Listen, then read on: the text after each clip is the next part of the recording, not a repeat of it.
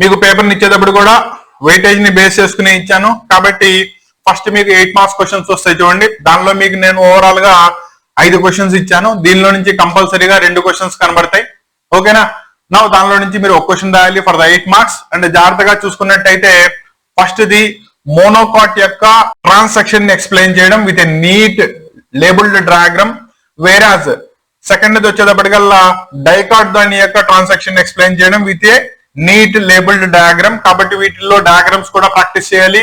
Question answer రాసేటప్పుడు 2 pages లో full content ని కనుక రాసినట్టయితే, అంటే ప్రతి పార్ట్ దాని యొక్క సిగ్నిఫికెన్స్ ఎలా యూటిలైజ్ చేయబడుతుంది దీన్ని కనుక రాసినట్టయితే దీని నుంచి వచ్చే 8 మార్క్స్ గెయిన్ చేసుకోవచ్చు. నెక్స్ట్ వచ్చేటప్పటికల్లా అదే డైకాట్ దాని యొక్క ఇంటర్నల్ స్ట్రక్చర్ ని ఎక్స్ప్లెయిన్ చేయమని చెప్పి విత్ నీట్ లేబుల్ డయాగ్రామ్ ఒక క్వశ్చన్ అడిగే ఛాన్స్ ఉంటుంది. నెక్స్ట్ 4th క్వశ్చన్ వచ్చేటప్పటికల్లా క్రెబ్ సైకిల్ ని ఎక్స్ప్లెయిన్ చేయడం. ఇంత ముందు అది సెకండ్ ఇయర్ వాళ్ళకి వచ్చేది, ఇప్పుడు మీకు అది ఫస్ట్ ఇయర్ లోనే వచ్చేసింది.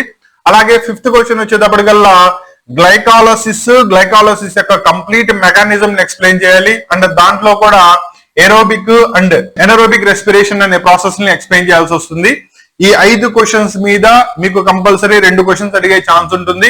వీటిని జాగ్రత్తగా ప్రాక్టీస్ చేసుకోండి, కంపల్సరీగా 2 వస్తాయి.